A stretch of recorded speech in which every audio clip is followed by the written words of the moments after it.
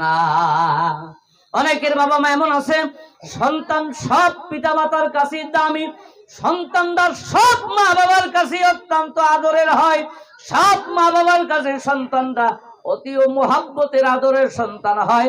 যখন মাদ্রাসায় সন্তানকে পড়তে দেওয়া হয়, ওই সন্তানকে কোরআনের শিক্ষা দেওয়ার জন্য যদি কোনো ওস্তাদ ওই ছাত্রর প্রতি একটু প্রহার করে, দেখার জন্য, শিক্ষা নেওয়ার জন্য, দুষ্টমি করে পড়তে মনোযোগ আসে না, সবকে মন বসে না, এই জন্য যদি একটু শাসন করে, অনেক অভিভাবক আছে এমন শিক্ষকের কাছে বড় উচ্চ স্বরে কণ্ঠ দিয়ে আওয়াজে কথা বলে, ধমক দিয়ে কথা বলে। এই মাদ্রাসায় না থাকতে পারে, বিভিন্ন জায়গায় বয়ানে যায়, মাদ্রাসায় এগুলো ঘটনা শোনা যায়। হে মা বাবা শোনো, তোমার সন্তানের উপরে প্রহার করার কারণে যদি তুমি তোমার এই শিক্ষকের কাছে যাইয়া উচ্চ স্বরে কথা বলো, ওস্তাদের কিছু হবে না, সাময়িকভাবে একটু অপমানজনক কষ্ট লাগবে, কিন্তু আপনার এই ব্যবহারের কারণে আপনার সন্তান দিন থেকে মাহরুম হওয়ার জন্য এই ব্যবহারই যথেষ্ট।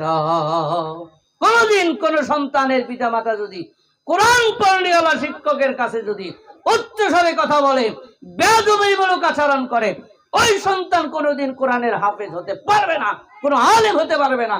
কারণ রুহানি পিতা আল্লাহ পাকের আসমানি কালাম শিক্ষা দিচ্ছে যে শিক্ষক, ওই শিক্ষককে জামানার কুতুব ভাবতে হবে, বড় মুজাদ্দিদ ভাবতে হবে, বড় দামি ভাবতে হবে, ওই শিক্ষকের প্রতি মহাব্বত আর ভালোবাসা রাখতে হবে।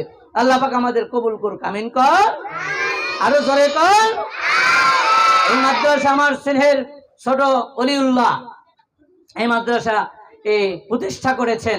আল্লাহ পাক অলিউল্লাহকে এই মাদ্রাসা টিকিয়ে রাখার এবং এই মাদ্রাসার খেদমত মনোযোগ দিয়ে করার তৌফিক দান করুক। আমরা সকলেই দোয়া করব, সার্বিক সহযোগিতা করব, কথা দিয়ে, বুদ্ধি দিয়ে, মেধা দিয়ে, সব দিক দিয়ে তাকে সার্বিক সহযোগিতা করে এই মাদ্রাসাকে দ্বীনের জন্য সামনের দিকে এগিয়ে নিয়ে যাব, ইনশাআল্লাহ বলি। আল্লাহ পাক রব্বুল আলামিন আমাদের কবুল করুক, জোরে কোন আমিন। এই মাদ্রাসা নবীর ঘর, কার ঘর বলেন? নবীর ঘরকে যারা মহব্বত করলো তারা যেন স্বয়ং নবীকেই মহব্বত করলো। সুবহানাল্লাহ।